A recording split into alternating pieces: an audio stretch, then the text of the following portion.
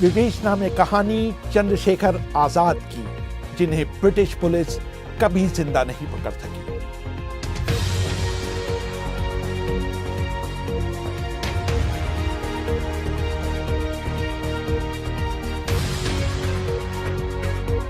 अभिवादन स्वीकार करिए रेहान फजल का। बात सन 1925 की है। 8 डाउन पैसेंजर गाड़ी के दूसरे दर्जे के डिब्बे में अशफाकुल्ला, शचींद्रनाथ बख्शी और राजेंद्र लाहड़ी सवार थे। उन्हें यह काम सौंपा गया था कि वो निश्चित स्थान पर जंजीर खींचकर ट्रेन खड़ी करवा दें। बाकी 7 लोग रामप्रसाद बिस्मिल, केशव चक्रवर्ती, मुरारी लाल, मुकुंदी लाल, बनवारी लाल, मनमथनाथ गुप्त और चंद्रशेखर आजाद उसी ट्रेन के तीसरे दर्जे के डिब्बे में सवार थे। उनमें से कुछ को गार्ड और ड्राइवर को पकड़ने का काम सौंपा गया था, जबकि बाकी लोगों को गाड़ी के दोनों ओर पहरा देने और खजाना लूटने की जिम्मेदारी दी गई। जिस समय गाड़ी की जंजीर खींची गई, अंधेरा हो चला था। गार्ड और ड्राइवर को पेट के बल लिटा दिया गया और तिजोरी को ट्रेन से नीचे गिरा दिया गया। तिजोरी काफी वजनी और मजबूत थी। हथौड़ों और छेनी से उसे तोड़ा जाने लगा।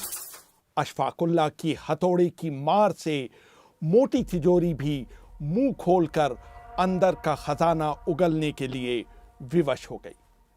तिजोरी में नकद रुपए बहुत थे, इसलिए उनको गठरी में बांधा गया और क्रांतिकारियों ने पैदल ही लखनऊ की राह पकड़ी। शहर में घुसते ही खजाना सुरक्षित स्थान पर रख दिया गया। उन लोगों के ठहरने के जो ठिकाने पहले से तय थे, वो वहां चले गए, लेकिन चंद्रशेखर आजाद ने रात एक पार्क में ही बैठकर बिता दी। सुबह होते ही अखबार बेचने वाला चिल्लाता सुना गया, काकोरी के पास सनसनीखेज डकैती। इस ट्रेन डकैती से ब्रिटिश शासन बौखला गया। गुप्तचर विभाग के लोग सजग होकर उन सभी लोगों पर निगरानी रखने लगे जिन पर क्रांतिकारी होने का शक था। 47 दिन बाद यानी 26 सितंबर 1925 को उत्तर प्रदेश के विभिन्न स्थानों पर छापे मारकर गिरफ्तारियां की गईं। इनमें से 4 लोगों को फांसी पर चढ़ा दिया गया, 4 को काला पानी की उम्र कैद की सजा सुनाई गई और 17 लोगों को लंबी कैद की सजा सुनाई गई। सिर्फ चंद्रशेखर आजाद और कुंदन लाल ही पुलिस के हाथ नहीं लगे। आजाद को ब्रिटिश पुलिस कभी जीवित नहीं पकड़ पाई। आजाद के बारे में मशहूर था कि उनका निशाना जबरदस्त था। 17 दिसंबर 1927 को अंग्रेज डीएसपी जॉन साउंडर्स को मारने के बाद जब भगत सिंह और राजगुरु डीएवी कॉलेज हॉस्टल की तरफ भाग रहे थे, तो एक पुलिस हवलदार चानन सिंह उनके पीछे दौड़ रहा था। हॉस्टल से सारा नज़ारा देख रहे चंद्रशेखर आजाद को यह अंदाजा हो गया था कि भगत सिंह और राजगुरु ने अपनी पिस्तौल साउंडर्स पर खाली कर दी है और उनके पास गोलियां नहीं बची हैं। चंद्रशेखर आजाद के साथ ही रहे शिव वर्मा अपनी किताब रेमिनिसेंसेस ऑफ फेलो रिवॉल्यूशनरीज में लिखते हैं, ये जिंदगी और मौत की दौड़ थी और दोनों के बीच का फासला धीरे धीरे कम होता जा रहा था। भागते हुए चानन सिंह की बाहें भगत सिंह को बस पकड़ने ही वाली थीं, लेकिन इससे पहले कि चानन सिंह ऐसा कर पाते, एक गोली उनकी जांघ के पार निकल गई। वो गिर पड़े और बाद में ज्यादा खून निकल जाने से उनकी मौत हो गई। ये गोली अपनी माउजर पिस्तौल से चंद्रशेखर आजाद ने चलाई थी। आजाद की ये आदत थी कि जब भी उनका कोई ऐसा साथी पकड़ा जाता जो उन्हें या उनके रहने के स्थान को जानता होता, तो वो अपने रहने की जगह तुरंत बदल देते थे और जरूरत हुई तो अपना शहर भी। शायद यही वजह थी कि अनेकों लोगों द्वारा मुखबरी करने के बावजूद भी पुलिस बरसों तक उनको नहीं ढूंढ पाई। 27 फरवरी 1931 को आज़ाद इलाहाबाद के अल्फ्रेड पार्क में अपने साथी सुखदेव राज के साथ बैठे बात कर रहे थे कि सामने की सड़क पर एक मोटर आकर रुकी, जिसमें से एक अंग्रेज अफसर नाट बावर और 2 कांस्टेबल सफेद कपड़ों में नीचे उतरे। सुखदेव राज लिखते हैं कि मोटर खड़ी होते ही हम लोगों का माथा ठनका। गोरा अफसर हाथ में पिस्तौल लिए सीधा हमारी तरफ आया और पिस्तौल दिखाकर हम लोगों से अंग्रेजी में पूछा, तुम लोग कौन हो और यहां क्या कर रहे हो? आजाद का हाथ अपनी पिस्तौल पर था और मेरा अपनी। हमने उसके सवाल का जवाब गोली चला कर दिया, मगर गोरे अफसर की पिस्तौल पहले चली और उसकी गोली आजाद की जांघ में लगी। आजाद की गोली गोरे अफसर के कंधे पर लगी। दोनों तरफ से दनादन गोलियां चल रही थीं। अफसर ने पीछे दौड़कर मौलश्री के पेड़ की आड़ ली। उसके सिपाही कूदकर नाले में जा छिपे। उधर हम लोगों ने जामुन के पेड़ को अपनी आड़ बनाया। एक क्षण के लिए लड़ाई रुक सी गई। तभी आजाद ने मुझसे कहा, मेरी जांघ में गोली लग गई है, तुम यहां से निकल जाओ। बाद में नाट बावर ने एक प्रेस वक्तव्य में कहा, ठाकुर विशेश्वर सिंह से मेरे पास संदेश आया कि उन्होंने एक व्यक्ति को अल्फ्रेड पार्क में देखा है जिसका हुलिया चंद्रशेखर आजाद से मिलता है। मैं अपने साथ मोहम्मद जमान और गोविंद सिंह कांस्टेबल को लेते गया। मैंने कार खड़ी कर दी और उन लोगों की तरफ बढ़ा। करीब 10 गज की दूरी से मैंने उनसे पूछा कि वो कौन हैं। जवाब में उन्होंने पिस्तौल निकालकर मुझ पर गोली चला दी। मेरी पिस्तौल पहले से ही तैयार थी। मैंने भी उस पर गोली चलाई। जब मैं मैगजीन निकालकर दूसरी भर रहा था, आजाद ने मुझ पर गोली चलाई, जिससे मेरे बाएं हाथ से मैगजीन नीचे गिर गई। तब मैं एक पेड़ की तरफ भागा। इसी बीच विशेश्वर सिंह रेंग कर झाड़ी में पहुंचे। वहां से उन्होंने आजाद पर गोली चलाई। जवाब में आजाद ने भी गोली चलाई, जो विशेश्वर सिंह के जबड़े में लगी। जब जब मैं दिखाई देता, आजाद मुझ पर गोली चलाते रहे। आखिर में वो पीठ के बल गिर गए। इसी बीच एक कांस्टेबल एक शॉटगन लेकर आया जो भरी हुई थी। मैं नहीं जानता था कि आजाद मरे हैं या बहाना कर रहे हैं। मैंने उस कांस्टेबल से आजाद के पैरों पर निशाना लेने के लिए कहा। उसके गोली चलाने के बाद जब मैं वहां गया तो आजाद मरे हुए पड़े थे। उनका एक साथी भाग गया था।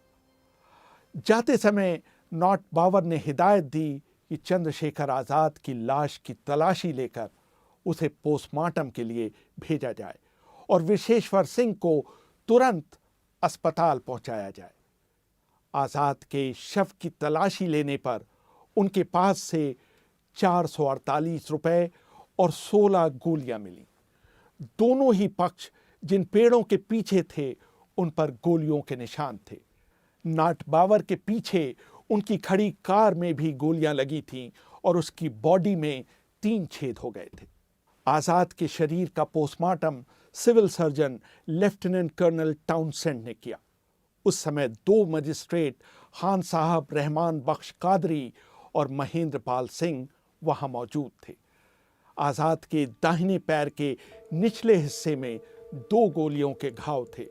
गोलियों से उनकी टिबिया बोन भी फ्रैक्चर हुई थी। एक गोली दाहिनी जांघ से निकाली गई।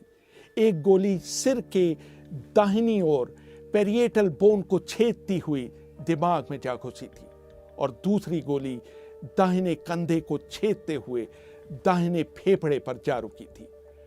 विश्वनाथ वैशंपायन लिखते हैं, आजाद का शव चूंकि भारी था इसलिए उसे स्ट्रेचर पर नहीं रखा जा सका। चंद्रशेखर आजाद चूंकि ब्राह्मण थे इसलिए पुलिस लाइन से ब्राह्मण रंगरूट बुलवाकर उन्हीं से शव उठवाकर लॉरी में रखा गया। इस बीच कांग्रेस नेता पुरुषोत्तम दास टंडन वहां पहुंच गए, लेकिन आजाद के शव के लिए लॉरी वहां से चल पड़ी थी। जब तक टंडन और कमला नेहरू रसूलाबाद घाट पर पहुंचे, आज़ाद का शव जल चुका था। आज़ाद की अस्थियां एकत्रित कर उनके रिश्तेदार शिव विनायक मिश्र शहर में लाए। खद्दर भंडार से एक जुलूस निकाला गया। लकड़ी के तख्त पर एक काली चादर बिछाई गई जिस पर अस्थियां रखी गईं। शहर में घूमता हुआ जुलूस पुरुषोत्तम दास टंडन पार्क पहुंचा। अस्थियों पर शहर में कई जगह फूल बरसाए गए। टंडन पार्क में पुरुषोत्तम दास टंडन, कमला नेहरू, मंगल देव सिंह और शचीन्द्र सान्याल की पत्नी प्रतिमा सान्याल के भाषण हुए। उस दिन पूरे शहर में हड़ताल रही। विश्वनाथ वैशंपायन अपनी किताब अमर शहीद चंद्रशेखर आज़ाद में लिखते हैं, सीआईडी सुपरिंटेंडेंट ने स्वीकार किया कि उन्होंने आज़ाद जैसे निशानेबाज बहुत कम देखे हैं, खासकर उस समय जब उन पर 3 तरफ से गोलियां चलाई जा रही हों।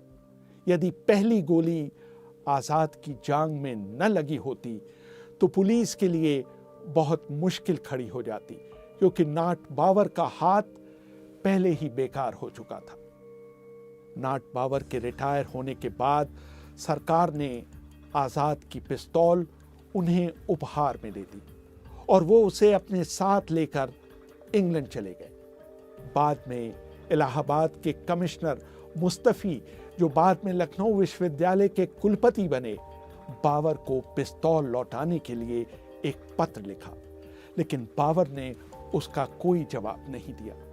बाद में लंदन में भारतीय उच्चायोग की कोशिश के बाद बावर उसे इस शर्त पर लौटाने के लिए तैयार हो गए कि इसके लिए भारत सरकार उनसे लिखित अनुरोध करे।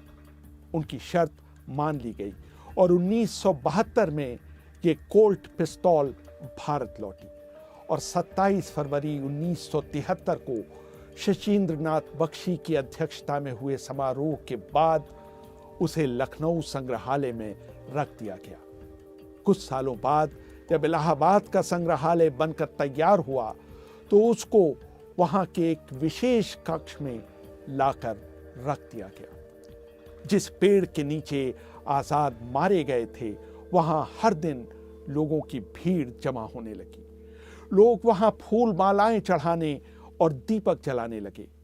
अंग्रेज सरकार ने रातों रात उस पेड़ को जड़ से काटकर उसका नामो निशान मिटा दिया और जमीन बराबर कर दी। उसकी लकड़ी को लॉरी से उठवाकर कहीं और फेंकवा दिया गया। बाद में आज़ाद के चाहने वालों ने उसी जगह पर एक जामुन के एक और पेड़ का वृक्षारोपण किया। आज़ाद के अंत के साथ ही हिंदुस्तान सोशलिस्ट रिपब्लिकन आर्मी छिन्न भिन्न होनी शुरू हो गई थी।